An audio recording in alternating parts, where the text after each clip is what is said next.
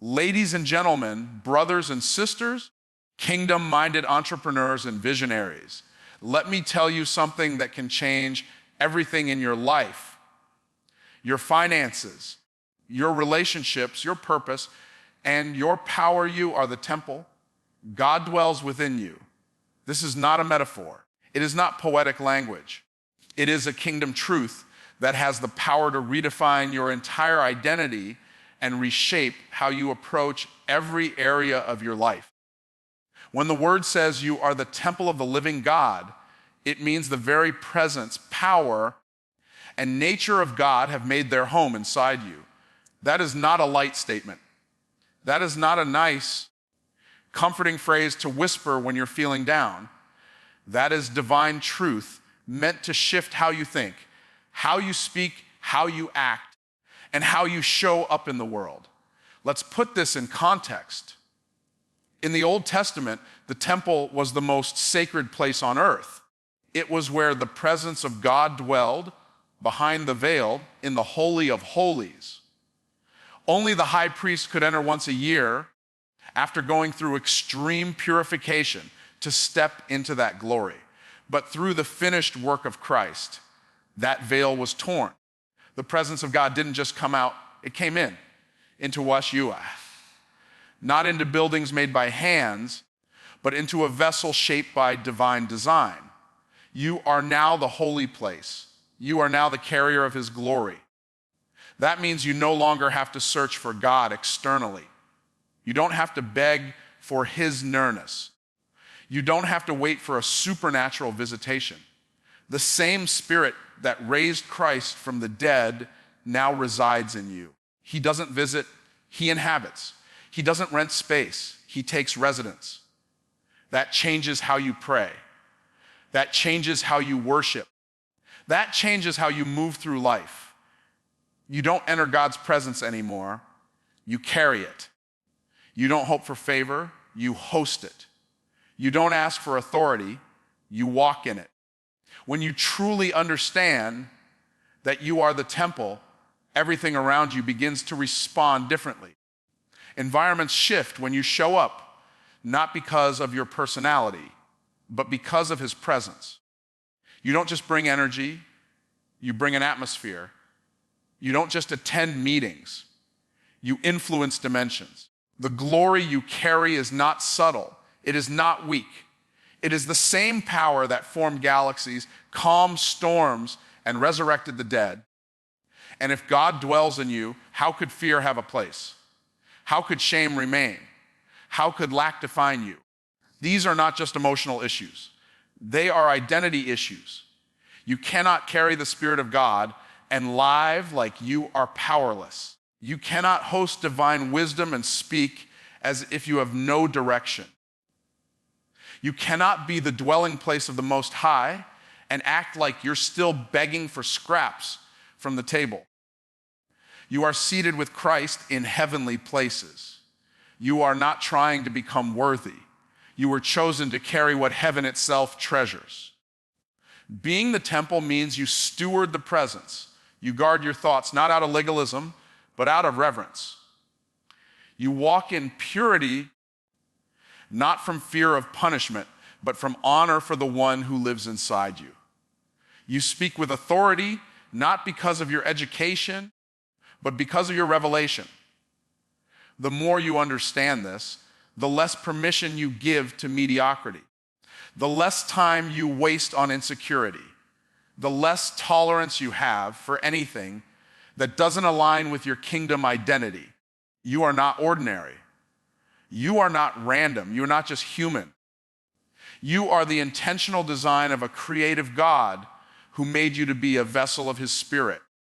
And when you start to believe that, not just in your mind, but in your actions, you begin to operate on a whole new level of spiritual power and practical confidence. The game changes, the assignment sharpens, the vision expands, because now you're not trying to get close to God. You're moving from the truth that he is already within. Act with boldness, not hesitation. Boldness is not arrogance. Boldness is not recklessness. Boldness is the natural posture of someone who knows who sent them and what they carry. When you act with boldness, you're not acting from ego, you're acting from conviction. You're moving with confidence that what you've been given, what you've been assigned, and who you represent are greater than the obstacles in front of you. Hesitation, on the other hand, is rooted in doubt. It's rooted in fear of failure, fear of rejection, fear of what people will say. But kingdom people cannot afford to hesitate because hesitation delays purpose. Hesitation weakens momentum. Hesitation opens the door for the enemy to plant lies that paralyze destiny. There are things you were born to build, moves you were designed to make, and rooms you were meant to walk into. But if you're still second guessing your value, your voice, or your vision, you'll talk yourself out of the very places God has called you to take dominion in. Boldness says, I may not have it all figured out, but I'm showing up anyway. Boldness says, if God put it in me, then he'll bring it through me. Boldness says, I don't need to see the full staircase to take the first step. Too many people are waiting for the stars to align, for every door to be open, for every critic to be silent before they move. But kingdom assignments rarely come with comfort zones. God will often call you into situations that require more faith than facts. That's not a setup for failure. It's a setup for growth. Because when you act boldly, you trigger provision, you activate favor, and you create movement that draws the resources, the people, and the opportunities you need. Resources follow revelation, and revelation demands a response. Every major shift in the kingdom was preceded by bold action. Moses had to stretch his staff before the Red Sea parted. Joshua had to step into the Jordan before it rolled back. David had to run toward Goliath before the giant fell.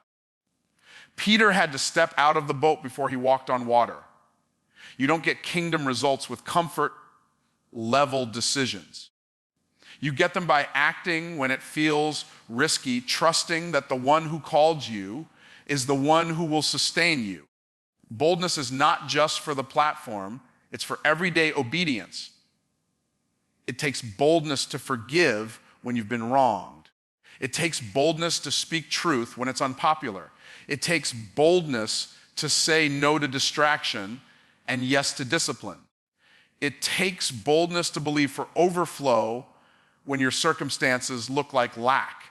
It takes boldness to invest in your calling, to build with excellence, to expect greatness, not as a luxury, but as your kingdom inheritance. When you hesitate, you're negotiating with fear. You're allowing your past or your pain or your doubt to speak louder than the Spirit within you. But when you act boldly, you silence the voice of the enemy. You send a signal to heaven that you trust the assignment, even if you don't fully understand the path. Boldness is your declaration of faith in motion. It's not about having no fear. It's about not letting fear stop you. The enemy doesn't fear your ideas. He fears your action. He fears when you speak, when you move, when you launch, when you lead. Because he knows that bold kingdom, people are unstoppable. Every time you hesitate, you're holding back a piece of the solution someone else is waiting for. You're withholding the influence you were born to release. You're postponing impact. But when you decide to act with boldness, you break that cycle. You step into alignment. You stop asking, what if I fail? And you start declaring, what if I win? Because in the kingdom, the win is not just in the outcome, it's in the obedience. Create from identity, not insecurity.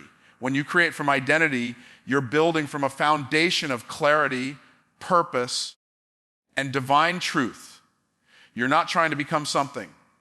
You're expressing who you already are. You're not chasing validation. You're releasing vision. Creating from identity means you understand that your worth isn't tied to the outcome, the applause, or the approval of others. It's rooted in the fact that you were made in the image of the Creator Himself. You are not creating to become valuable. You create because you are already valuable. You are not building to prove your existence. You're building to fulfill your assignment. Insecurity, on the other hand, contaminates creativity. It causes people to copy instead of originate. It pushes them to perform rather than produce from authenticity. Insecurity whispers that you're not enough, that someone else is more qualified, that your voice doesn't matter. And if you don't confront it, you'll find yourself shrinking your vision to fit someone else's expectations rather than expanding it to match heaven's intention. When you create from insecurity, you'll build platforms that feed your ego but starve your spirit. You'll work endlessly for recognition but still feel empty because you've lost sight of who you are. Identity is not something you earn, it's something you discover. And that discovery starts by going back to the source. Who did God say you are? What did He place inside you? What problem did He design you to solve? When you know that, you stop competing and start contributing. You stop mimicking trends and start moving in truth. You stop questioning your uniqueness and start unleashing your originality. There's no power in trying to be a second-rate version of someone else. The power is in becoming the first-rate version of who you were created to be. When your creation flows from identity, you build with conviction. You write with fire. You speak with clarity. You lead with confidence. You're not waiting for permission. You're moving in purpose. You're not asking, will this make people like me? You're asking, does this honor the gift God put inside me? That shift changes everything. It transforms how you approach your business, your ministry, your art, your message. You're no longer a servant to trends. You're a steward of truth. Creating from identity also brings consistency.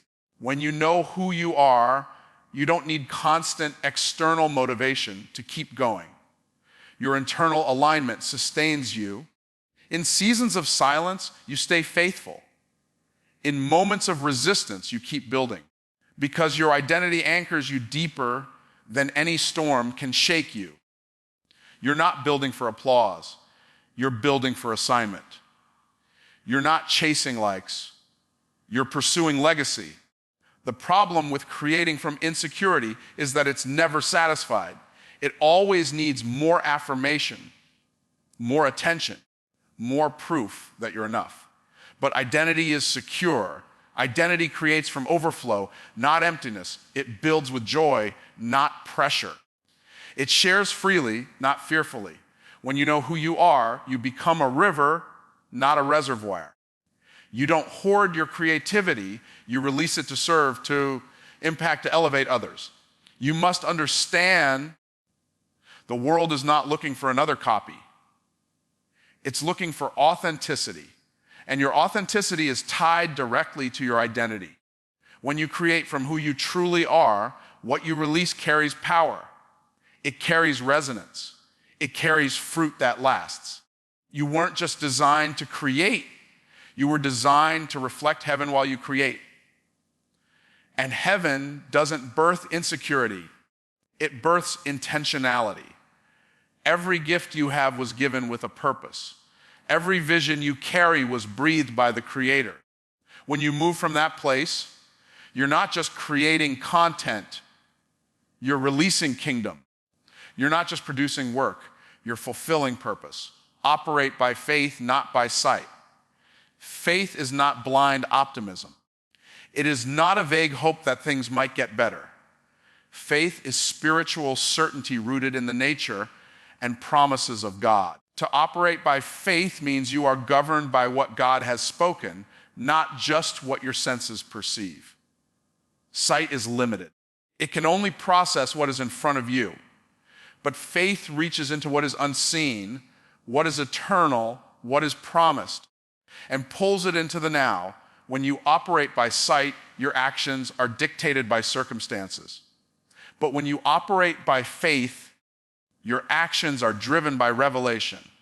Many people are stuck because they are waiting to see before they move.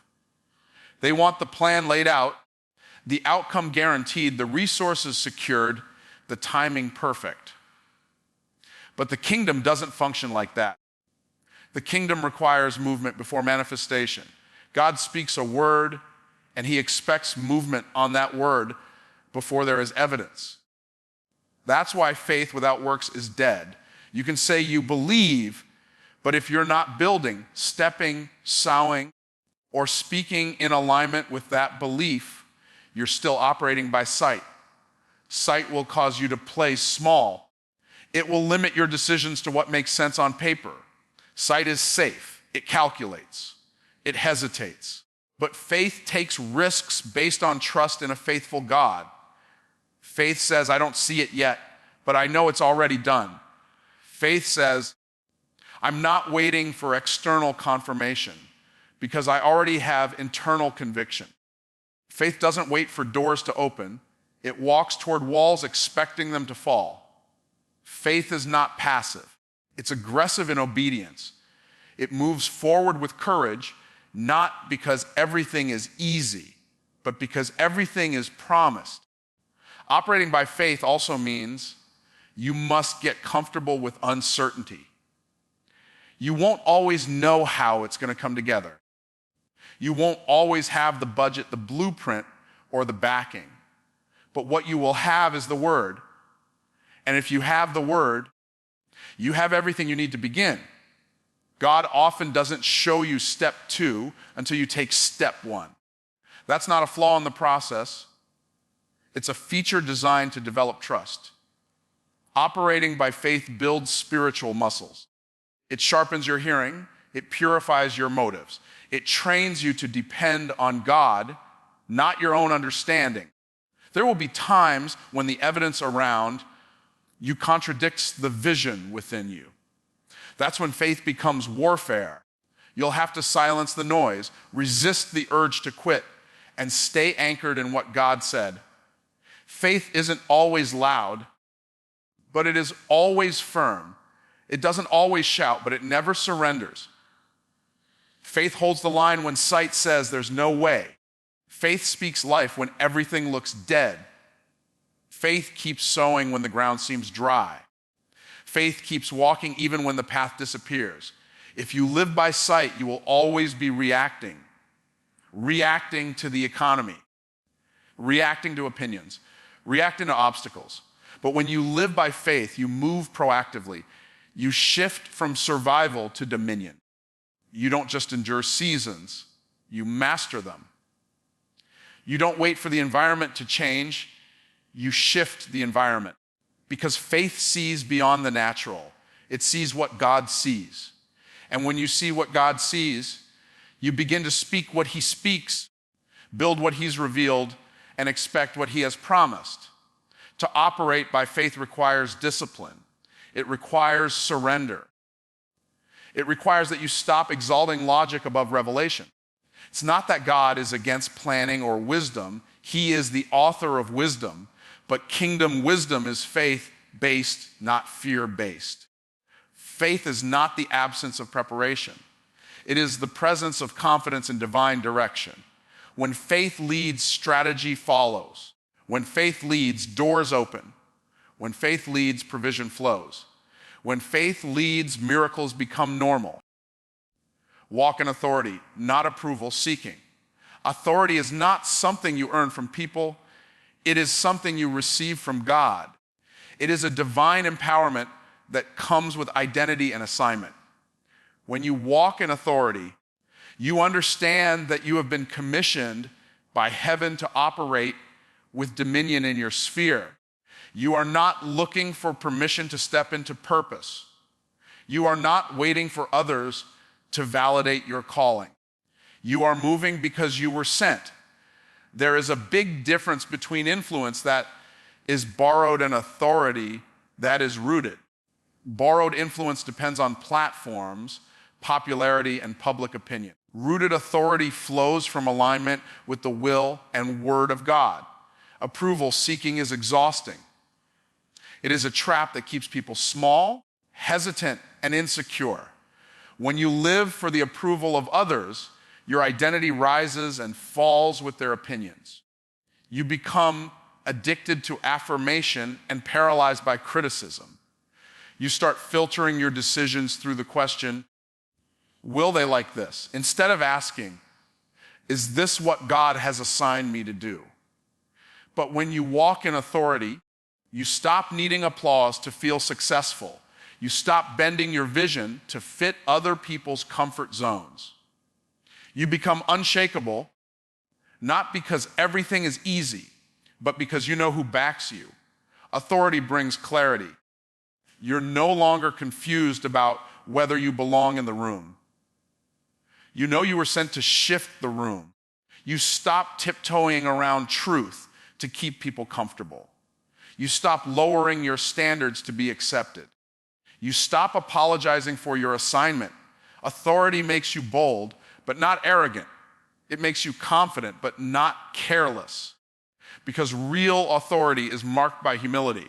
It knows where the power comes from. It doesn't demand attention. It commands results. You don't have to raise your voice when your presence is anchored in divine authority. Approval seeking creates performance. You show up trying to impress instead of trying to impact. You wear masks. You chase trends. You water down your message. And in the process, you lose the very power that makes you unique. But authority gives you consistency. You're not swayed by public perception. You're not building for likes or followers. You're building for legacy. You don't need a spotlight to validate your worth because you're rooted in assignment. You're not asking, who's watching? You're declaring, I was born for this. When Jesus walked the earth, people marveled because he spoke with authority, not like the religious leaders of the day. He didn't quote traditions. He revealed truth. He didn't need a title to operate in power. His authority came from intimacy with the Father and obedience to his assignment. That same model is for you. Your authority doesn't come from being the loudest, the most educated, or the most popular. It comes from being aligned with heaven and fully surrendered to your calling. There's a reason the enemy works so hard to make you seek approval. Because as long as you need it, you can be controlled by it. You'll play small to stay accepted. You'll hide your gift to avoid judgment. But when you walk in authority, you break free from that cycle. You start speaking up when others stay silent. You start building what no one else sees yet. You start leading from vision, not validation. You're no longer available for manipulation because you're under divine mandate. Authority is not loud, but it is weighty. When you walk in it, things move. Atmospheres shift, chains break, doors open. Not because you are special in yourself, but because the one who sent you is working through you. Authority doesn't need to explain itself. It just needs to be exercised. It is not about controlling others. It's about releasing what God placed inside you. Approval seeking will keep you stuck in cycles of fear. Authority will move you into realms of impact. Life is a thermostat, not a thermometer. A thermometer can only reflect the environment it's placed in. It reacts to the temperature around it, rising or falling based on external conditions. A thermostat, on the other hand, sets the temperature. It determines the atmosphere and causes the environment to align with its setting. In the kingdom, you are not called to be a reactive instrument. You are called to be a setting mechanism. You are not here to simply report what's happening. You are here to shift what's happening. That's the difference between those who live from influence and those who live under influence. Thermometer living is emotional. It's circumstantial. It is constantly swayed by people's opinions, changing moods, and unstable situations. Thermostat living is intentional, spiritual, and grounded in identity and authority. When you walk into a room, the atmosphere should change, not because you're loud, but because you're spiritually aligned. Your presence is not neutral. It carries weight because it carries the Spirit of God. That means when chaos surrounds you, you don't mirror the confusion, you release peace. When doubt tries to creep in, you don't echo the fear, you declare faith. You are not just adapting to culture, you are transforming culture. You're not letting the environment shape you, you are shaping the environment through your posture, your words, your actions, and your presence. People who live as thermometers are constantly seeking comfort. They're trying to blend in, not stand out. They conform to what's around them because they're not confident in what's within them. But kingdom people understand that comfort is not the goal, impact is. If you're always adjusting to the world around you, you'll lose your ability to influence it. You were never designed to be passive. You were created to carry kingdom authority into every space you enter. And that authority means you're not waiting for things to change. You're initiating the change. Living as a thermostat requires vision. You must be clear on what you're called to bring into the environment. You must know the temperature you're setting in your home, in your business, in your relationships, in your daily conversations. If you don't set it, something else will. Fear will set it. Bitterness will set it. Division will set it. The enemy always seeks to fill the void left by passive believers. But when you show up with intention, when you step into your assignment with focus and faith, you cancel the influence of darkness with the atmosphere of light. This is not about personality. You don't need to be charismatic to shift an atmosphere. You need to be consecrated.